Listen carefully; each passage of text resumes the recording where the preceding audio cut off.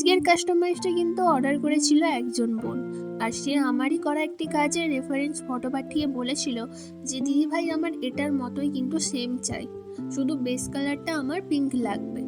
তো তার কথা মতোই কিন্তু আমি এখানে বেস কালারটা পিঙ্ক রেখেছি। তবে আমি যেই ফ্রেমটা করেছিলাম সেই ফ্রেমের বেস কালার কিছুটা হোয়াইট আর কিছুটা পার্পেলের ওপর ছিল, আর সে বলেছিল যে এর সাথে যদি কিছু ভালো লাগে তাহলে অ্যাড করে দিতে।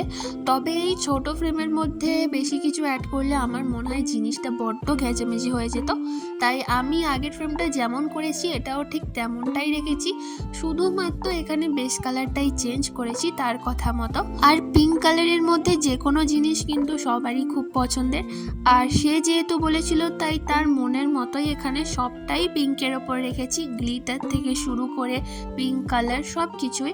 তো তোমাদের কেমন লাগলো অবশ্যই কিন্তু আর তোমরাও যদি কিছু প্রিজার্ভ করতে চাও বা সারা জীবনের মতন স্মৃতি হিসাবে রেখে দিতে চাও তাহলে অবশ্যই আমার সাথে যোগাযোগ করতে পারো।